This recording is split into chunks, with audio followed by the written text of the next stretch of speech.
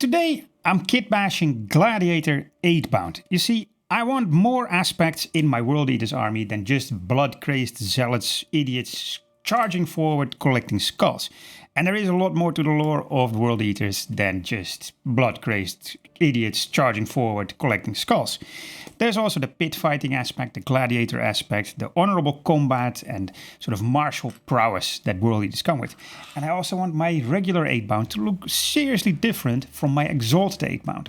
Like this, you know, the models are different, the paint scheme is different, because I assemble my regular Eightbound like this, without the backpack, without the chest armor, bare-chested going into combat. And I think that gives immediately a really cool Pitfighter vibe. Now you could just assemble them like this and slap paint on them and call it a day, and you'll have very distinct Eightbound, different from your exalted Eightbound.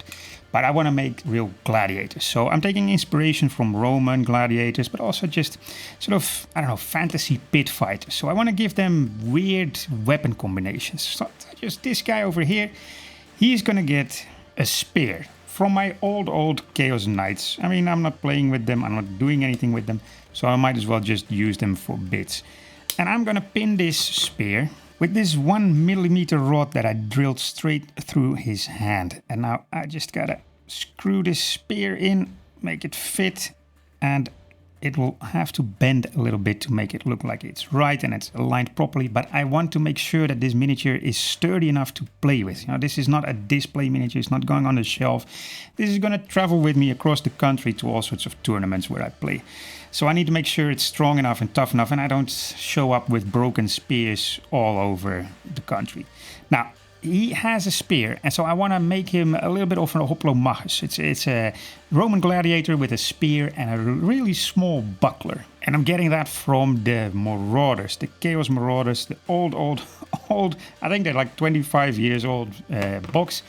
But you can still use them in the old world now with Chaos Warriors. And these are really nice tiny shields that I think would be perfect for a little buckler. Like so, a tiny shield and a massive spear, and I think that's part of the fun of the gladiators. They carry weird equipment, weird weapons that might make fighting actually harder. This is like they're going into battle with a handicap because they're better than everybody else at fighting. Their martial prowess is way above a regular berserker, and it's a way for them to show off, that they can show up with weird weapons and still win. Now, the other guy over here, I want to make him a retiarius. So that's a guy with the trident and net. Very iconic gladiator equipment. And I was looking for a trident for a long time. I finally found one. It's this one from the Pusgoyle Blightlords. It's from Age of Sigmar, the Nurgle faction. It's the guys that ride around on these massive rotflies.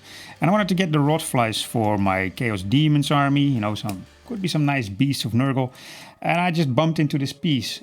So I finally got a trident for my gladiators, and I'm basically going to do the same as I did with the spear. I'm just going to snip it off at the hand, and a little pin through his hand, and then the spear is in place. Sorry, the trident. I mean, I was so happy to have a trident, I have to keep calling it a trident. And yeah, this sticks out a lot. Same as this spear, it sticks out a lot too. But you got to keep in mind, the Eightbound kit comes with a massive glaive as well, and that thing sticks out too, so I think I'll be okay. But the trident always comes with a net, so I'll do that next. And to make sure the trident actually fits in his hand and looks good, I'm gonna drill a hole in this hand as well. And the net is gonna be this leftover piece of cheesecloth. I think this came from when I made my Knight Flagellant a couple weeks ago. And I'm just gonna wrap it around the rod that I used to pin stuff with, so I can shove it through the hole in his hand, like so. Now he's actually holding it in his hand, and it's good to have it so secure. But I want to add a little bit of nastiness to this net, because just like this, it's not gonna work. I want to add some barbs to it. And for that I got this little jewelry kit, and you can just find this on Amazon if you search for jewelry bits or jewelry kit. You have these boxes with all kinds of little hooks and sort of amulets, bits and pieces. It's a whole collection of things, but I really like these things because they are super small sort of eyes that you can of course clip open and then turn them into hooks. Like this one over here.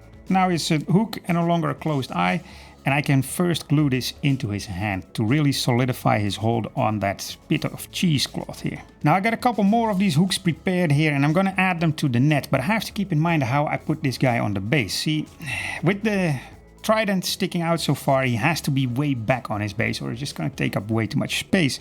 So I'm going to scrunch up the net here behind him and sort of stick it to the base. So like this.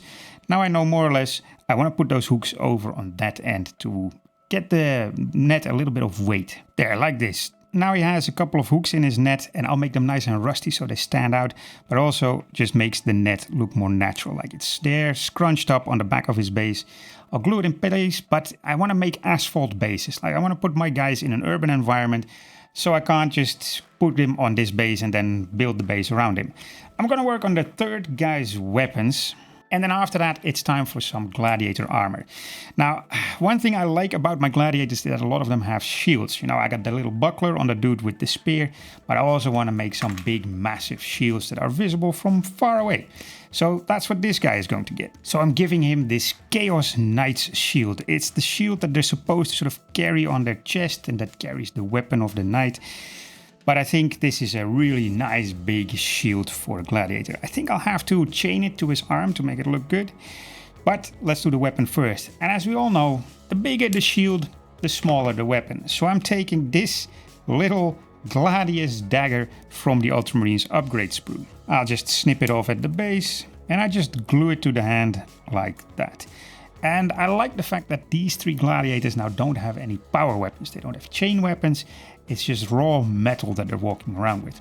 And now after the weapons and so on, it's time for a little bit of gladiator armor. The retiarius, that's the dude with the trident and the net, he traditionally has the arm with the net protected. It's wrapped in cloth with a shoulder pad, but I don't really want to use cloth because it would just look the same as the net. So instead, I'm just going to wrap a little bit of chain around his arm. I give him the standard 8-bound shoulder pad that he's supposed to come with. And then I think this guy is pretty much done. He might need a couple skulls, but I'm going to leave him for now. The hopplomachus, that's the guy with the spear and the little buckler. He usually has his spear arm protected with cloth and padding.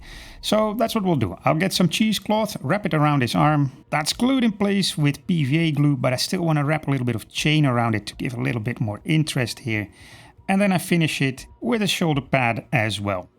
And now, shoulder pads are not supposed to go on your hopplomachus, but I need the shoulder pad for the paint scheme. Now the guy with the big shield and the tiny dagger, he usually has his arm with his dagger protected. But I don't want to do the same as I did with the other two. So I'm going here to a leftover woven sprue for this little tiny shoulder pad. And my gladiator can use that as a sort of lower arm guard, sort of strapped on his wrist, on his lower arm, on his forearm. And then his regular shoulder pad will give his arm this nice sort of reinforced look. Now, like I said before, I still have to chain his shield to his arm. And I think the shield would improve with a little trophy skull hanging off a chain.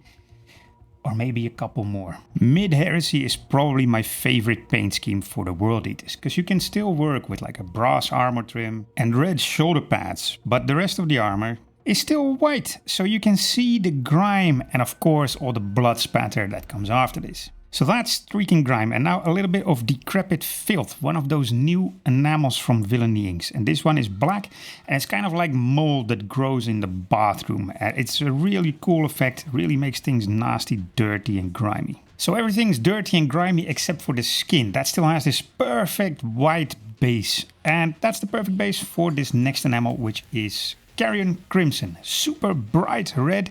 And it's perfect for making infected skin. And that's what I want, because, you know, after all, they are still 8-bound. They're supposed to have demons of corn inside of them. And I want that to sort of shine through their skin. This is super bright though, so I'm just gonna reduce it a little bit with some white spirits. And I'm also going to take some Colia green shade to cover the upper parts of the model. The green will counteract the red and sort of desaturate it. And at the same time, it pushes the red deeper into the recesses. So you really get those deeper grooves in the body. They're infected and bright red, like here on the back around these nubs that are part of the armor or of the black carapace. And it will just make him pop a little bit more. Now I've reduced the grime on the white armor to make it a little brighter white, so the blood spatter stands out a bit more. So this is Zombie Gore from Tooth and Coats, and it's a slightly darker version from Blood for the Blood God. I like it a little bit better for this blood spatter because it doesn't look so fresh. It looks like it has been on there for a second or two already, and it's starting to dry up and coagulate a little bit. Now for my asphalt bases, I like to take a piece of cork that is the same size as the base and then rip that in parts, because you see other people, they take pieces of cork from here and there and then they start to rip it apart and try to make it work. But this way I can line up this crack perfectly and make it look like it's really a crack in the pavement. And then I just rip off the sides to make it look nice and rough and broken on all sides. Some of these ripped up pieces, they go back onto the base to simulate some rubble falling off buildings that are all around these asphalt pavements. Now of course we need some base decorations as well, such as a chainsword. Let's do a little Space Marine helmet. And one of the reasons I'm using these little sticks to reduce my enamels is that you can rip off that cotton part. And then you got a nice little tube, a sort of, it's like a hose, like a pipe to smack somebody over the head with. But it's great for base decorations too. And after priming them, I give them a very thin layer of this asphalt texture paste. So I got a little color on the base decorations, and I'm just gonna give some of these some markings, like a line, like you can find in the street. A bit of streak and grime just here and there in patches for color variation. And then a small tuft of grass somewhere in the corner where grass seeds could take root. They're on their base, so I'm giving them a light dusting with some white pigment powder and some black pigment powder as well. And I'm gonna hit some of the boots too. You know, they need to look like they've been walking in this dusty, chalky landscape for a while now. And then my 3 Gladiator 8-bounds are done, and I'm happy with how they turned out. I realized at the very last moment that I hadn't touched the armor trim with any weathering pigment, so I add a little bit of green pigment on there to make it nice and worn and grimdark too. And I really like how they turned out. I like the fact that I have 3 typical Roman gladiators now. The retiarius with the trident and the net. The hopplomachus with a spear and a little tiny buckler. And then the secutor or murmillo, the sort of standard big gladiator with a big shield and a tiny gladius. I really enjoyed this. I'm gonna definitely make 3 more, and I'm thinking flails and maybe hammers. You know, you have these guys from Age of Sigmar that walk around with double sort of chain hammers, but also the bloodthirster, he can come with a flail or a whip, and I think 3 gladiators with whips and flails would be a pretty cool addition to my World Eaters army. I also need a 4th paint scheme for my 4th set of gladiators, and I'm taking suggestions in the comments below. So if you want me to paint something like a typical warband, or you have a good suggestion, or maybe you have your own paint scheme and you're just happy to share it and want to see other people paint your paint scheme, leave a comment below, or you know, post in the Discord where we have lots of other people as well. Now I'm gonna go work on some more World Eater stuff in the very near future, but I am first going to start with my first 1000 Suns squad. 5 rubrics with sword and kitbash. So if you want to see that, you're gonna have to subscribe, and in the meantime, maybe check out this video next.